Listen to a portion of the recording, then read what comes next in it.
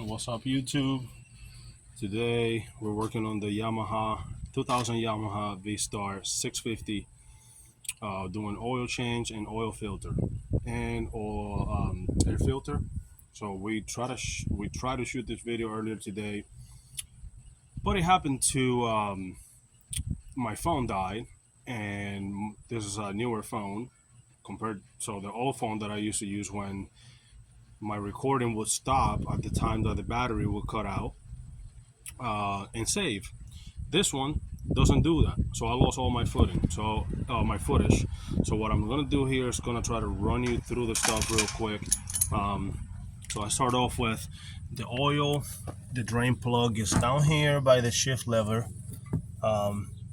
So for me, I'm sorry, by the shift lever. So in order for me to get to that, I have to jack up the bike, on my jack, the motorcycle jack, and remove my kickstand, because the way it sits in here, if you can see right down there, let's see from this angle. So it's kind of like tucked in there down here, and I got this LED strips, and a socket wouldn't do the job. I would definitely not recommend that anybody tries an open-ended wrench, because the open side doesn't fit, and the closed side being 12 point actually makes it that you can strip the ball. I actually kind of mess up the threads a little bit, not the threads but the head of it. So again, that is right under there. You can see just under the bar there the linkage for the shifter. So what I recommend, jack up your bike, put it on the strap, put a strap around it so it's safe. You're gonna use a 17 millimeter for the drain bolt. Put yourself a tray underneath it.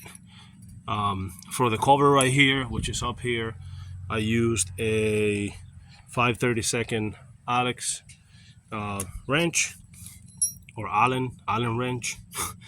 And for the little ones here on the air filter, I'm gonna use a number 3 millimeter. The reason why I'm doing that by hand and not choosing to do it with my impact is because I tried the one bolt and it looked like it was gonna strip it. So because we lost all the footage, we drained it first, and then we went to the cap here, removed the 3 bolts from there that are up there. I did say, I think these are all the same, but my cap doesn't have writing or markings on the top bolt, so I know that's my top one. It has writing right here and at the bottom all over. So the top bolt doesn't have it, so that's my one that goes up. That's my cue, however it works for you. All right, then I took this long bolt right here. Did use the impact for this because it's a little stronger, and I put it on the top right side, and then the lower one right there I put on the bottom side right here. It's on the side somewhere. And then I gotta take this 3 off, and again, just remember, make sure you remember where those go, and we're gonna remove that now. So at this point we have our small bolt, which goes right here. You gotta mess with the pedal a little bit. I am not gonna jack the bike back up because I don't feel I have the need to, since I already drained that. And I have my long bolt that goes right here, and then I got this 3 here. I'm gonna try to remove them, make sure I have them in the right order. Get that guy to stay there, and push the lever down a little bit without tipping my bike. And in fact, they are different in size. As you can see here, the front bolt is a lot longer than the top left and bottom right. So the middle one is a lot longer. So make sure you keep that the way it is. Next, we're going to remove the filter. I did see a guy have a trick where he put some aluminum foil here to try to guide all the oil to fall on the pan. You can't see my pan right there at the bottom, but that didn't work for me, so I'm gonna leave that method alone. check your O-ring, make sure everything is intact around right here, which mine is. I have no problems there, so I'm gonna leave that alone. I'm gonna clean it a little bit with a rag before I put it back in. I'm just gonna clean up a little bit here.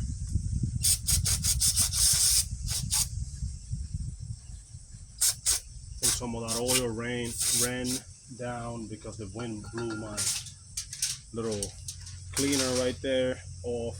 So now we're gonna get the filter out. See if we can get you a better view here. So the filter comes out just like this. This one looks like it's seeing better days. We're gonna clean again the edge of that. Get that nice and clean. Or as clean as we can. And prepare. I'm gonna compare the filters here. Old filter, new filter. They look about the same. So this part of the filter goes in first. So this part goes in first. Looks like it's got a little bit of cardboard or something on the new one here. Something I don't want to see. Alright, so filter goes in the way that I show there. I'm not sure that it clicks or anything. Probably held in by pressure from, yep, it kind of hangs out a little bit. It doesn't go flush with this. So I'm gonna push that in there just like so, and then we are ready to put our lid back. All right, so we're gonna get ready to put everything back together. So we have our filter in place. Everything is nice and free of oil to avoid any seepage. We're gonna go ahead and put this guy in there.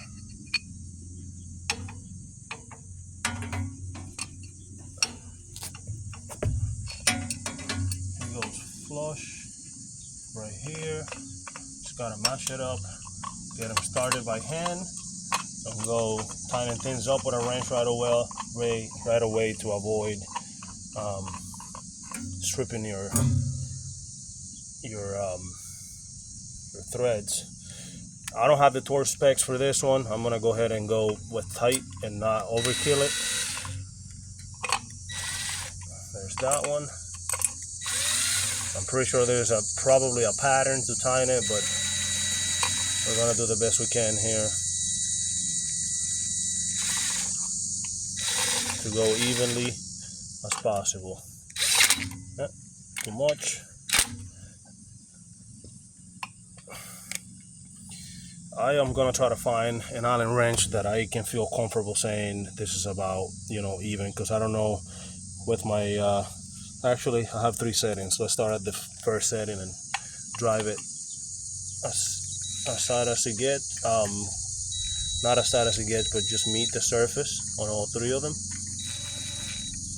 Boom. Now we can get this, guys. So we try to keep it even, like I said. Get them in there.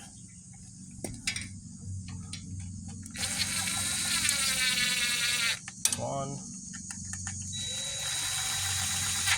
and 2.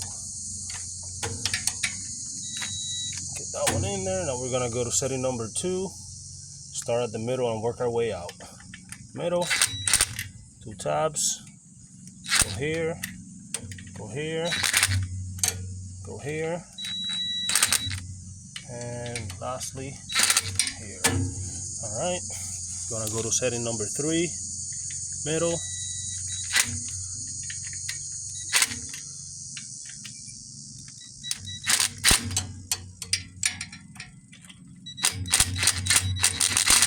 it's about a 1/4 turn, and we're gonna leave that alone there. All right, I'm happy where things are there. Tying it with how tight I got that lid. Make sure everything looks nice and even, that neither one of the sides is extremely pulled. And we're gonna get the lid put on there.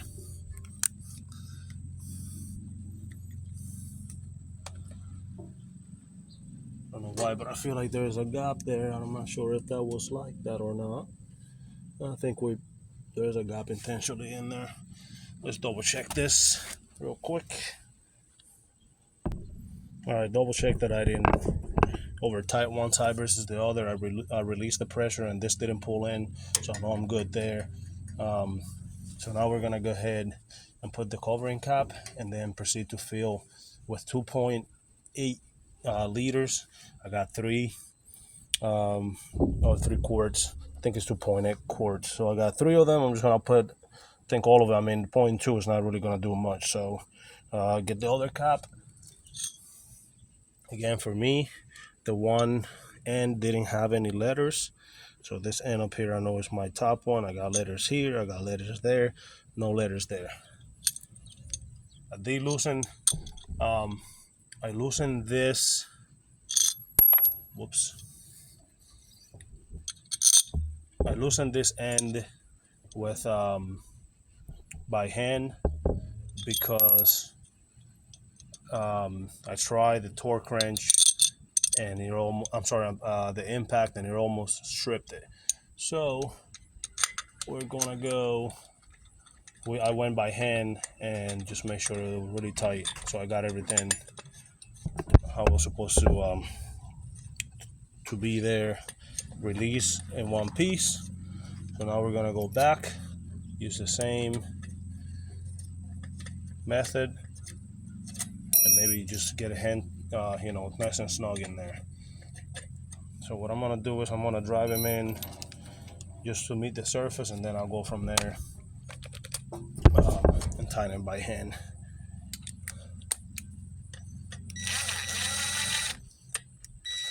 Let's get them close. Get it close. There we go. I'm just touching it, making sure that once it touches the surface, and I'm gonna go by hand and not overkill here. Good. Good, about 1/8 of a turn, and good. Now we're gonna go to the other side, fill up with fresh oil, and then we're gonna move on to the air filter. All right, so once I got this cover all taken care of and replaced the top cover, tighten it by hand, I then went to the other side and put a funnel right here, took my cap off, put a funnel in there, put 3 quarts of oil, full synthetic, 1040. I think this is 1030 according to the manufacturer right here. It says 1030. I did go to 1040 because I happened to read something where it says it was 1040. So make sure you look at your manual, your labels and stuff. Got this done. Check underneath. We got 0 leaks of oil anywhere. So then we came to this side, remove the 3 bolts that hold this cap to get to that part of the engine. The air side, there's a little seal that runs all along here. Make sure you get that in there the way you found it, to try to avoid any misfires or any problems later down the road. So we're gonna get that, we took that out. We got a new filter that we got in a combo with the oil filter. This little tab goes right along in this notch. Had a little bit of melted sponge through there, so we cleaned that up, and now we're getting ready to put everything back together on there, and that's the end of the video there. I used a 3mm to get the 3 bolts from here. We're gonna get this, make sure this little notch faces out like it was before we keep moving. All right, we got our seal back in place with the notch facing out. This is our old, dirty looking, all this grunted filter. We're gonna put the new filter on. This matches right there, like I said. Put the notch right where it belongs, and then the cap goes back on. Push your 3 screws back in there, and you are done. All right, I'm gonna go ahead and get this button up here, and then get the bike fired up. All right, guys, so just like everything else, we all know the good old saying of, oh, I remember how this goes, and we don't take pictures or anything, so just make sure you know there's down here, there's a little notch on the case that matches another notch that's at the bottom there on the back, and you will have to put some pressure on this in order to get this punch to squeeze. 3 bolts get tied back up together, and you got your new filter put in. All right, got the bolts snug enough. Let's crank her up and make sure we have no problems here. Get the choke on.